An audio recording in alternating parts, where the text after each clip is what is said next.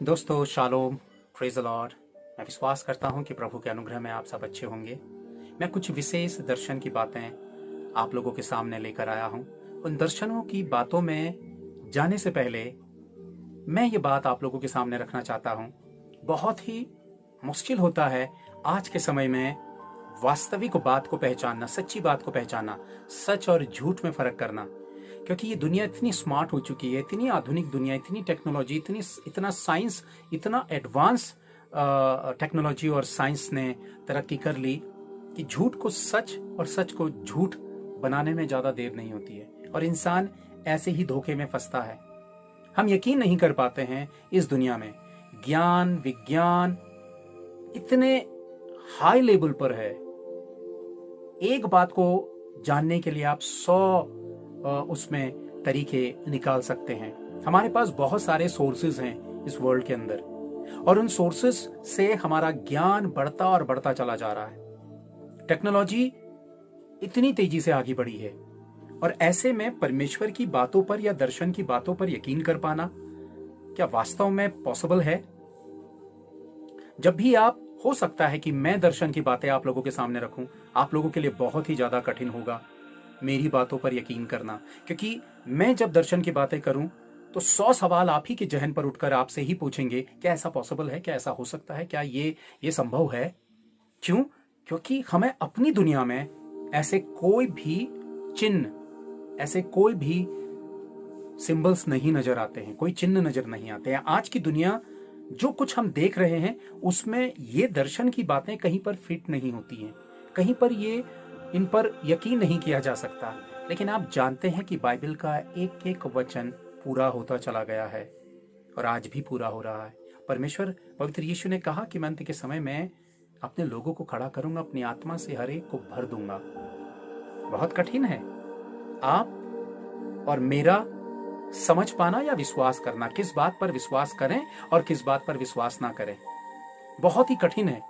आखिर ऐसी समस्या से हम छुटकारा कैसे पाए? कैसे हम सही बात को समझ पाएं कि कौन हमारे सामने सही बात बोल रहा है और कौन सही बात नहीं बोल रहा है? दोस्तों, इस दुनिया में जो ज्ञान का शोर हमारे चारों ओर है उसमें ज्यादातर इतना मिक्स मिलावट है, इतनी मिलावट है कि सच कहीं पे छिप या दब जाता है।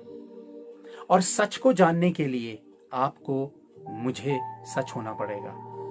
अब आप और मैं सच कैसे होंगे? परमेश्वर के आत्मा के द्वारा। परमेश्वर का आत्मा ही हमें सिग्नल देता है सच्ची बात बताने का। यदि आप विश्वास करने वाले मसीह हैं और आप पवित्र आत्मा से परिपूर्ण नहीं हैं, हॉली स्पिरिट से फुलफिल नहीं हैं, तो ये बहुत ही दुख की और अफसोस की बात है कि आप धोखे में आ सकते हैं, क्योंकि आपको नहीं पता कि कौन सी बात सच्ची है और कौन सी बात झूठी है। परमेश्वर का आत्मा ही आपको और मुझे सच्ची बातों को बताएगा। मैं आप लोगों को एक वचन दिखाता हूं और आप वचन देखिए। यूहन्ना अध्याय 16, जॉन चैप्टर 16 वर्स 5 से मैं पढ़ता हूं। यूहन्ना अध्याय 16 वचन 5 से मैं पढ़ता हूं। अब मैं अपने भेजने वाले के पास जाता हूं और तुम में से कोई मुझसे नहीं पूछता कि तू कहां जाता है, परंतु मैंने जो ये बातें तुमसे कही हैं इसलिए तुम्हारा मन शोक से भर गया। तो भी मैं तुमसे सच कहता हूं कि मेरा जाना तुम्हारे लिए अच्छा है, क्योंकि यदि मैं ना जाऊं तो वह सहायक तुम्हारे पास ना आएगा, परंतु यदि मैं जाऊंगा तो उसे तुम्हारे पास भेज दूंगा। आप देख रहे हैं भाइयों बहनों कि सहायक यानी कि हेल्पर, सच और झूठ की दुनिया में हमारी मदद करने वाला कि सही क्या है और गलत क्या है, सच्ची बात क्या है और झूठी बात क्या है, इसकी पहचान में हमारी मदद करने वाला केवल पवित्र आत्मा है। इसलिए आपका मेरा मसीह को जानने से पहले पवित्र आत्मा से भरना, मसीह के साथ संबंध बनाने से ज्यादा इंपोर्टेंट पहले है पवित्र आत्मा से फुलफिल होना, पवित्र आत्मा की सुनना, पवित्र आत्मा को समझना, पवित्र आत्मा की नॉलेज लेना। और जब आप जितना होली स्पिरिट को जानेंगे उतना ही करेक्ट आप क्राइस्ट को जान पाएंगे और झूठ को समझ जाएंगे, क्योंकि होली स्पिरिट आपको सही और गलत पे आपकी हेल्प करेगा। दोस्तों, एक रेफरेंस मैं और इसी का आपको दिखाता हूं। यूहन्ना अध्याय 16 उसका वचन 13 मैं आप लोगों के सामने रखता हूं। परंतु जब वह अर्थात सत्य का आत्मा आएगा तो तुम्हें सब सत्य का मार्ग बताएगा, क्योंकि वह अपनी ओर से ना कहेगा, परंतु जो कुछ सुनेगा वही कहेगा और आने वाली बातें तुम्हें बताएगा। आपने सुना, यानी कि आने वाली बातें हमें पवित्र आत्मा के थ्रू ही प्राप्त होंगी। पवित्र आत्मा ही एक माध्यम है जिसके द्वारा हम परमेश्वर की, स्वर्ग की बातें हम तक पहुंचेगी और हम एक मीडिएटर बनके, एक जरिया बनके दूसरों तक वो बात पहुंचा सकते हैं। लेकिन हम वो जरिया नहीं, बल्कि हॉली स्पिरिट है, वो सहायक। आने वाली बातें जैसे दर्शन की चीजें पवित्र आत्मा से प्रेरित होकर जब प्रभु ने मुझे वो दर्शन दिखाए तो मैंने आप लोगों तक पहुंचाए हॉली स्पिरिट के माध्यम से। लेकिन अब समस्या क्या पैदा होती है कि हम क्या विश्वास कर पाते हैं पवित्र आत्मा और ये तमाम चीजें? आपको समय देना होगा दोस्तों। अगर आप समय नहीं दे रहे हैं, अगर आप समय नहीं बिता रहे हैं, अगर आप ठहर नहीं रहे हैं, तो आप बहुत तेजी से आगे जा रहे हैं। और वो तेजी से आगे जाना आपकी सफलता या आपकी उन्नति नहीं है, बल्कि आप बहुत कुछ खोकर आगे बढ़ रहे हैं, गवाकर आगे जा रहे हैं। हम ऐसी दुनिया में उकसाए जा रहे हैं, ऐसा डर और ऐसा खौफ हमारे भीतर डाला जा रहा है कि यदि हमने इस दुनिया के साथ कदम नहीं मिलाया तो हम खो देंगे, हम गवा देंगे। इसलिए हमें भागना है, हमने हासिल करना है बहुत कुछ।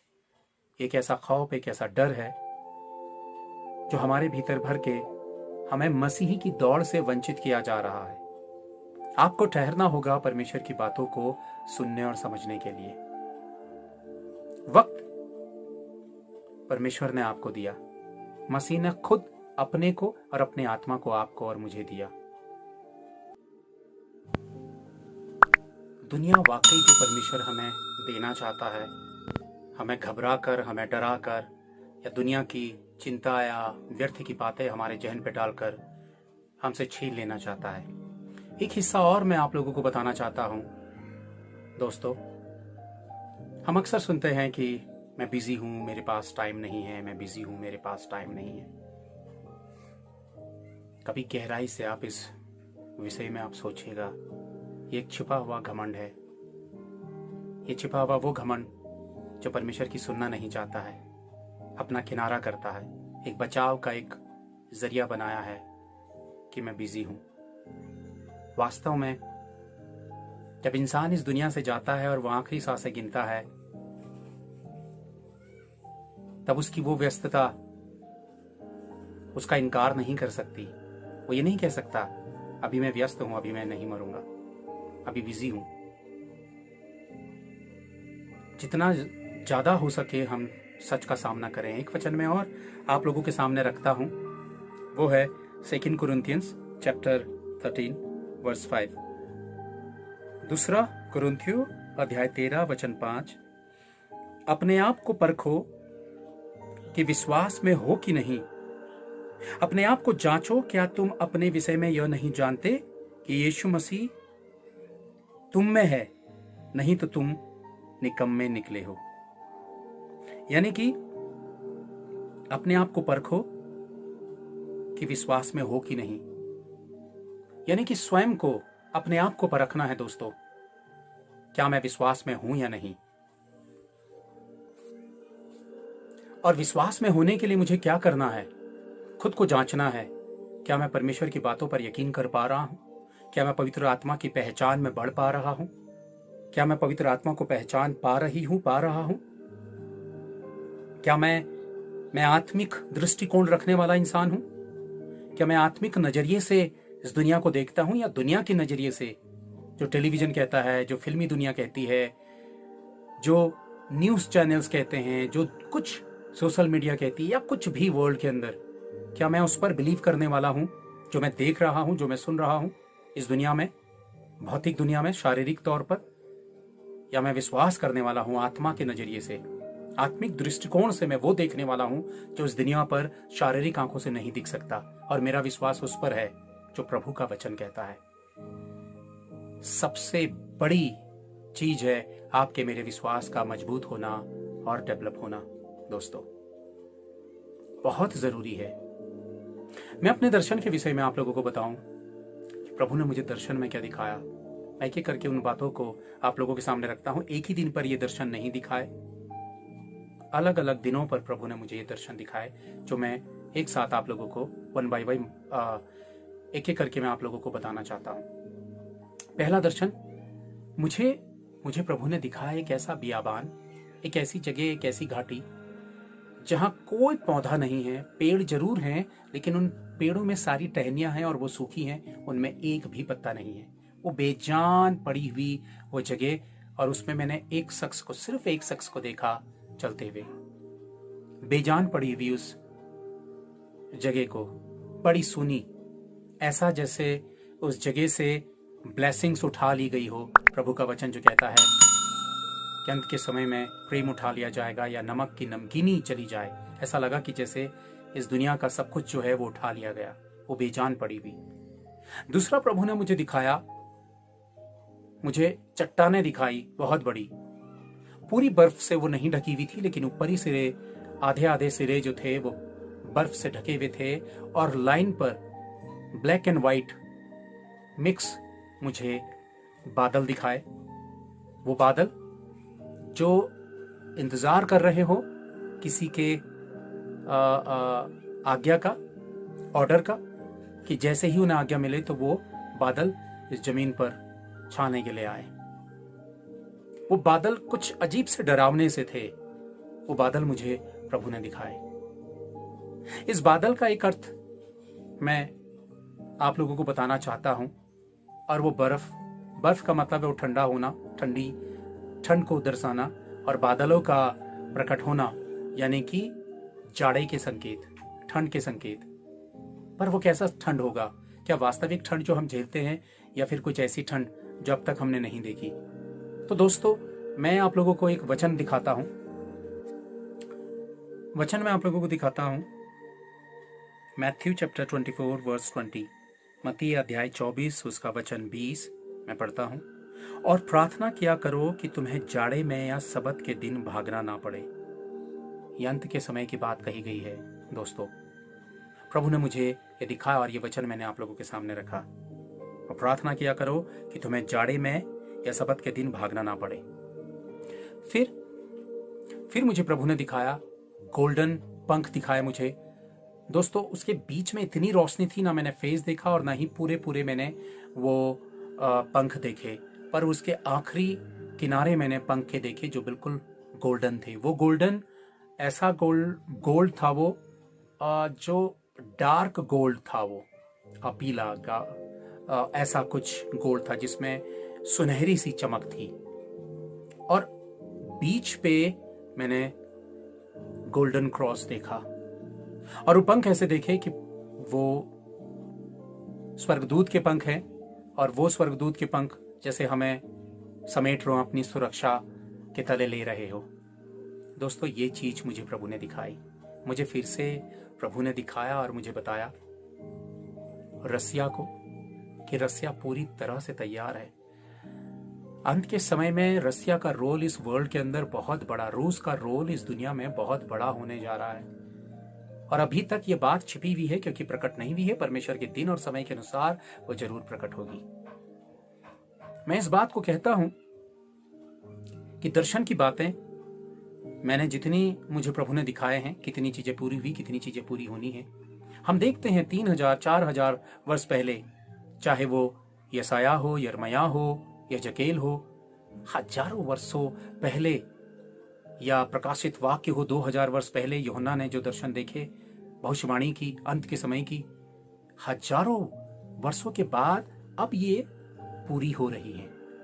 तो दोस्तों, ये कह देना कि आज भविष्यवाणी की बातें या दर्शन की बातें प्रभु ने बताई तो वो कल के दिन अगर पूरी नहीं हो रही है तो हम उन्हें रिजेक्ट करते हैं। ये बहुत ही घातक और डेंजरस बात है।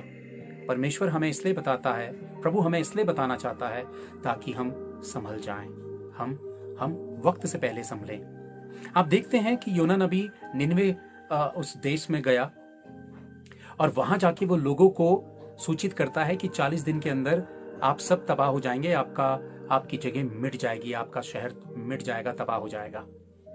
और वो हर दिन प्रचार करता और दिन गिन गिन के कहता है कि अब 39 डेज बचे हैं, 38 डेज बचे हैं, अब 37, फिर 25, फिर 20, ऐसे करते करते 3 दिन बचे हैं, 2 दिन बचे हैं, 1 दिन बचे हैं। लेकिन जैसे ही उसने ये बताना शुरू किया, पूरे देश में, पूरे निनवे शहर में एक तरीके से एक डर और खौफ का माहौल बन गया और हर एक इंसान, स्वयं वहां के राजा ने टाट ओढ़ा, राख अपने बदन पे मल के उसने परमेश्वर से पश्चाताप किया अपने गुनाह का, क्योंकि वो गुनाह और व्यभिचार और में पाप में पड़ा हुआ शहर था। इवन जानवरों ने तक टाट ओढ़े और जानवरों ने तक उपवास रखा। और हुआ क्या? परमेश्वर ने उनके गुनाहों को क्षमा किया। दोस्तों, ये समय वो आखिरी पल का वो समय है जब मैंने अपने सच्चे पश्चाताप के साथ परमेश्वर के सामने अपने गुनाहों को मानते हुए, स्वीकारते हुए प्रभु को अपना जीवन सौंप देना है। और अगर आप संसारिक दुनिया में फंसे तो आप परमेश्वर की बातों को अनदेखा कर जाएंगे। मैंने कहा कि रसिया एक ऐसी तैयारी कर रहा है कि वो पूरी दुनिया पर अपने आप को प्रकट करेगा और रसिया का रोल इजराइल के लिए बहुत ही बड़ा तौर पर रोल निभाया जाएगा। मैंने पहले भी अपने वीडियो पर, अपने 1-2 वीडियोस पर मैंने बताया है। लेकिन रसिया है, टर्की है, ईरान है। लेकिन इस वक्त मैं रसिया के विषय में बता रहा हूं। रसिया का रोल क्या वाकई, मैं आप लोगों के सामने एक वचन रखता हूं। बड़ी इंटरेस्टिंग बात है दोस्तों, मैं आप लोगों के सामने ये वचन रख रहा हूं।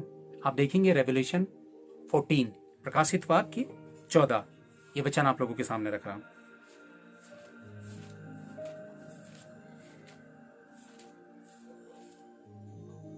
प्रकाशित वाक्य अध्याय 14 और उसका वचन 8 हम देखते हैं। Revolution 14 versus 8। फिर इनके बाद एक और दूसरा स्वर्गदूत यह कहता हुआ आया कि गिर पड़ा वह बड़ा बाबुल, गिर पड़ा जिसने अपने व्यभिचार की कोपमयी मदिरा सारी जातियों को पिलाई है। अब ये बड़ा बाबुल क्या है?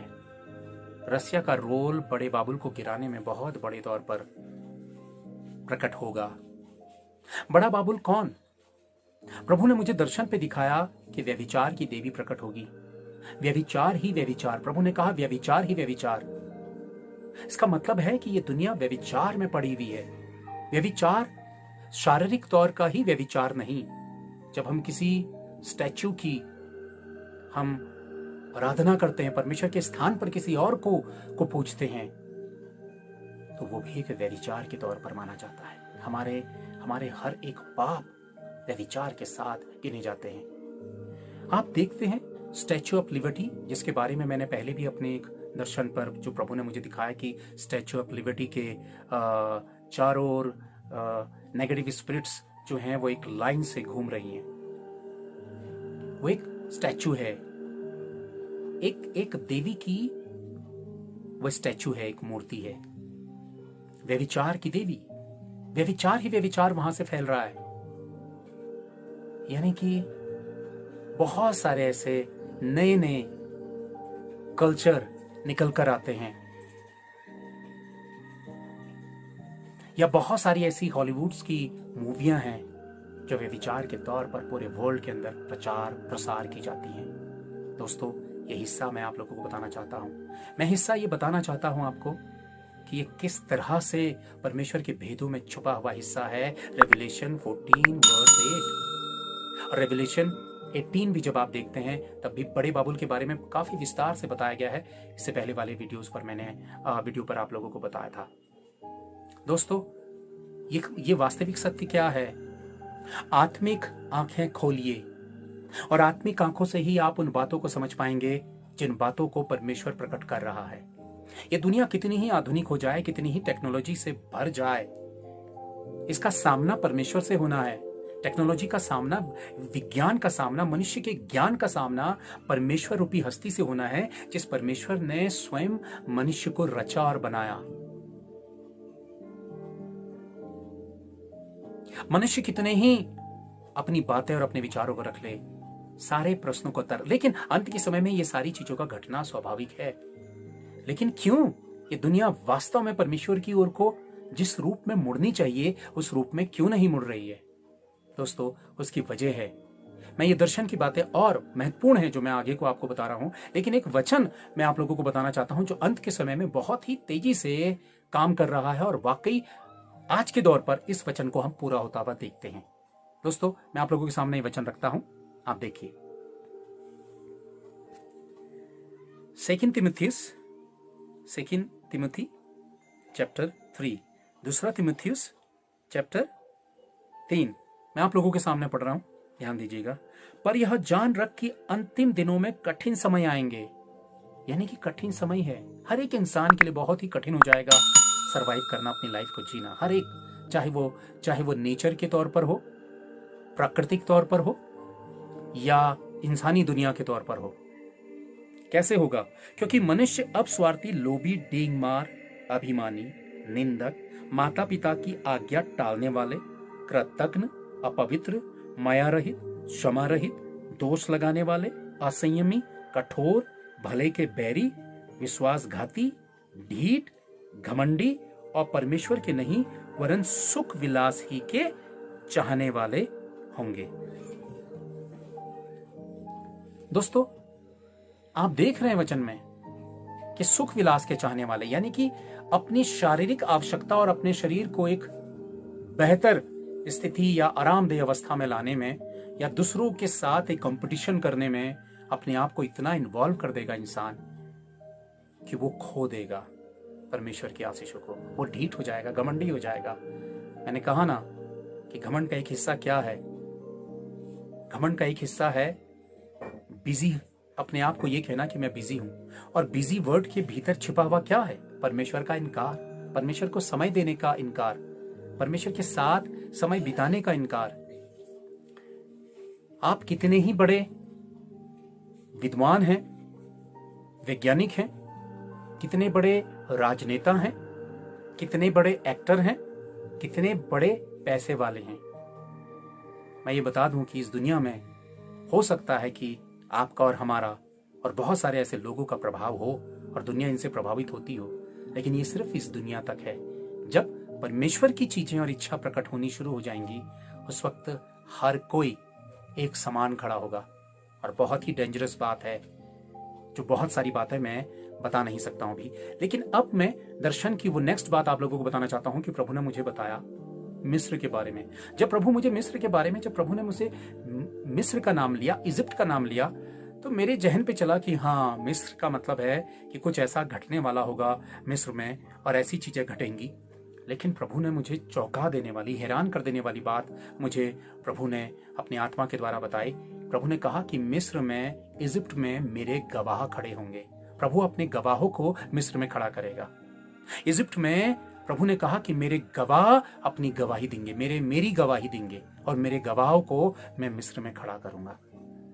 दोस्तों, मैं समझ नहीं पाया ये क्या बात है, क्योंकि मिस्र एक मुस्लिम कंट्री है, लेकिन किस तरह से वहां पे मसीहत का काम हो रहा है और कैसे परमेश्वर के लोग अपना जीवन मसीह को दे रहे हैं लोग, और कैसे परमेश्वर के लोग खड़े हो रहे हैं, ये बहुत ही हैरान कर देने वाली बात है। और ये वास्तविक सत्य है, ये वास्तविक सत्य है कि मिस्र तैयार हो रहा है परमेश्वर की गवाही के लिए। जो मेरे वीडियोस लगातार देखते हैं उन्हें पता होगा कि मैंने पिरामिड्स के बारे में बताया था, इजिप्ट की, और मैं ये बता दूं कि फिर से प्रभु ने मुझे मिस्र की पिरामिड्स के बारे में बताया, और वहां पे बहुत बड़ा चिन्ह, कुछ ना कुछ एक बड़ा चिन्ह परमेश्वर का प्रकट होगा। एग्जैक्ट मैं नहीं कह सकता हूं कि क्या है, कि हो सकता है कि स्वर्ग से आग जब गिरेगी या स्वर्ग से आग गिर के वो पिरामिड्स ब्लास्ट की जाएंगी और एक बहुत ही बड़ा शोर मचेगा उन पिरामिड्स के गिरने पर।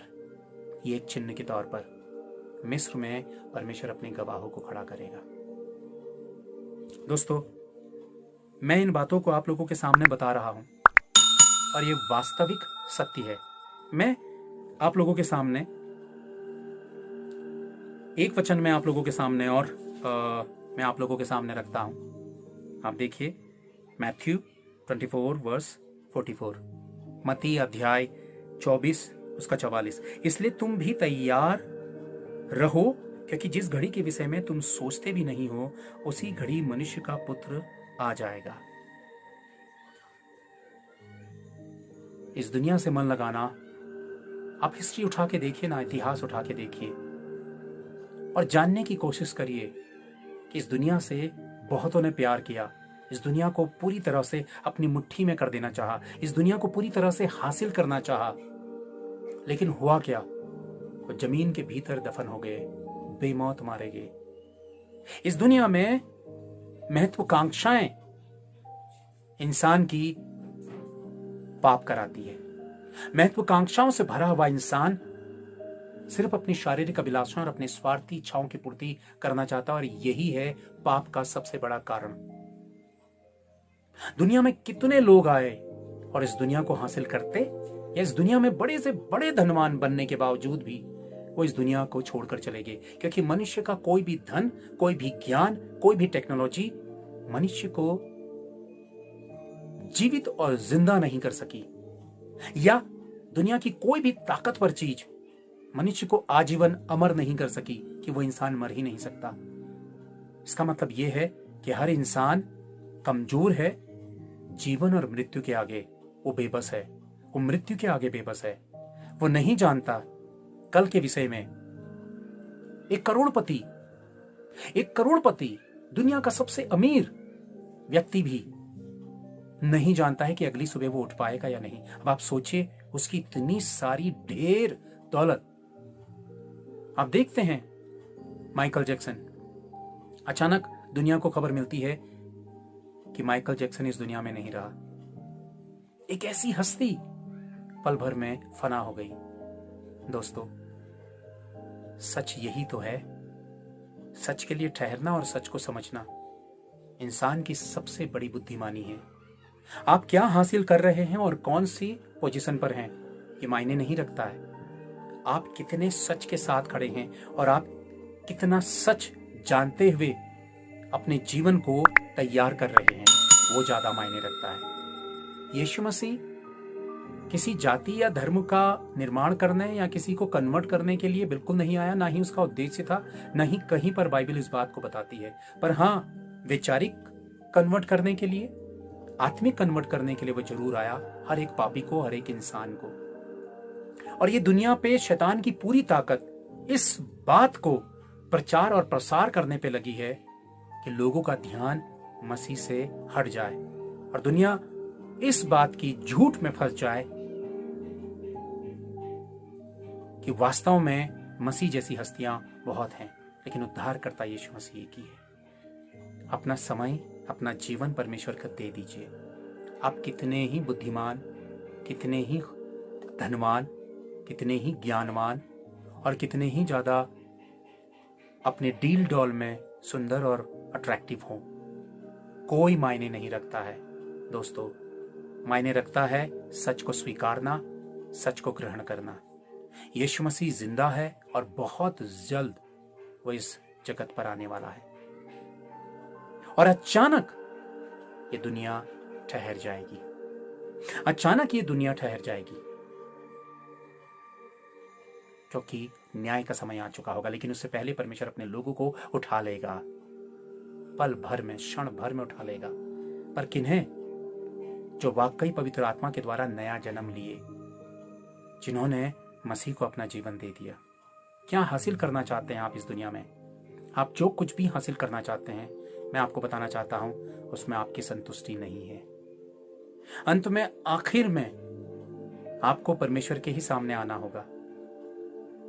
मैं ये बात आप लोगों को बता दूं, सदोम और अमोरा पर जब आग की बारिश हुई थी तो उनका समय जा चुका था, बीत चुका था।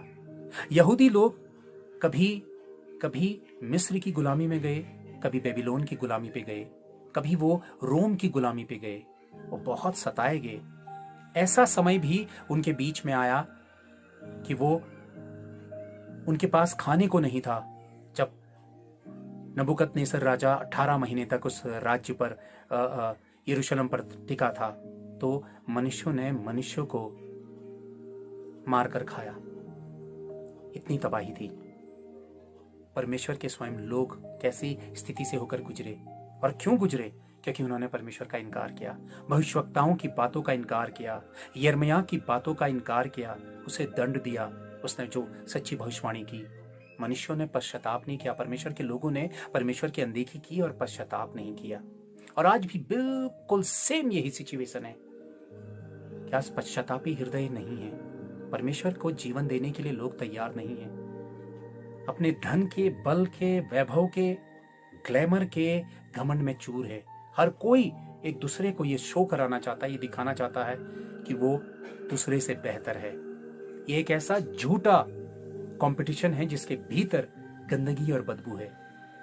हम बाहर के तन से अपने आप को बहुत खूबसूरत बना सकते हैं, लेकिन वो हमारे उद्धार को नहीं प्राप्त करा सकता है। हमारा उद्धार उससे प्राप्त नहीं हो सकता।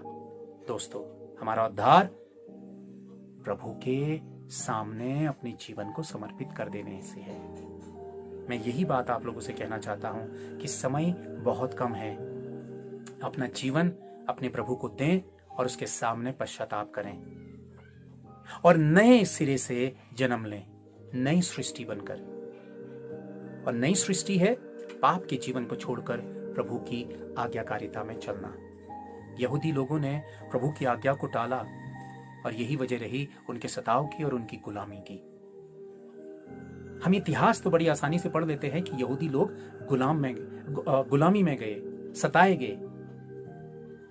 अपनी आत्मा में झांकिए, कहीं आप अपनी आदतों के गुलाम तो नहीं हैं? कहीं आप गलत विचारों के गुलाम तो नहीं हैं? कहीं आप गलत चीजों के एडिक्ट तो नहीं हैं?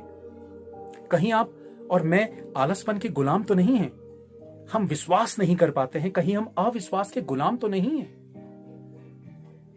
बहुत सारी आदतें हैं जो हमें गुलाम बनाती हैं। हमारा अविश्वास है, प्रभु को समय ना देना। आप इस दुनिया में एक झूठी शान दिखाकर जी सकते हैं, गुलामी में जा सकते हैं। आप ये ना सोचें, आप और मैं ये ना सोचें कि यहूदी लोग गुलामी में गए। आज भी इंसान गुलामी में है और वो गुलामी का जीवन जी रहा है, हर कोई इंसान। ज्यादातर वे लोग जो प्रभु की सुनना नहीं चाहते हैं। मेरी आप सबसे रिक्वेस्ट है कि कृपया महान परमेश्वर की ओर को ध्यान दीजिए। उदासी और निराशा को त्याग दीजिए। ये मत सोचिए कि ये वायरस से पीड़ित दिन कब तक रहेंगे, कैसे हम बाहर निकलेंगे। दोस्तों, बाहर तो हम आधी उम्र, जितनी उम्र आपकी बीत गई, आप और मैं दौड़ते और भागते तो रहे। अगर कुछ समय हमारी जिंदगी पर कंट्रोल आया है, डर आया है, हमारा वो दौड़ना भागना बंद हुआ है, तो ये सोचिए कि आपके पास एक खूबसूरत सा समय आया कि आप उस महान परमेश्वर को समय दे सकते हैं, अपने बारे में विचार सकते हैं, सोच सकते हैं। कुदरत ने आपको समय दिया है, स्वयं परमेश्वर ने आपको समय दिया है, और आप नहीं कह सकते हैं कि मैं व्यस्त हूं, मैं बिजी हूं। ये कहना छोड़ दें, ये त्याग दें और अपने परमेश्वर को समय दें, क्योंकि ना ही आपकी दौलत, ना ही आपकी जमीन, ना ही आपकी बुद्धिमानी, ना ही आपकी टेक्नोलॉजी। बड़े से बड़ा दुनिया का डॉक्टर यही बात कहता है कि ईश्वर को याद करो। अब इनके पास समय नहीं है। लाखों करोड़ों रुपयों का ढेर भी आपकी मेरी जिंदगी को बचा नहीं सकता। इसलिए अपने परमेश्वर की ओर को मुड़े, उस गुलामी से बाहर निकलें। यीशु मसीह आपका और मेरा इंतजार कर रहा है और उसका आना बहुत नजदीक है। दर्शन की बातों पर यकीन करें, पर आपका यकीन परमेश्वर की आत्मा के द्वारा होगा। पर क्या आपके पास परमेश्वर का आत्मा है? यदि नहीं है तो आप मुझे कमेंट पर भेजिए। मैं पवित्र आत्मा से प्रेरित प्रार्थना आप लोगों के लिए करूंगा, और मैं पवित्र आत्मा कैसे प्राप्त किया जाता है, उससे कैसे फुलफिल हुआ जाता है, मैं उसका वीडियो लेकर आप लोगों के पास आऊंगा। आने वाले वीडियो के लिए आप सब वेट करें और आशीष पाएं प्रभु के द्वारा, इस वीडियो के द्वारा। प्रभु आप सबको आशीष दे। Thank you.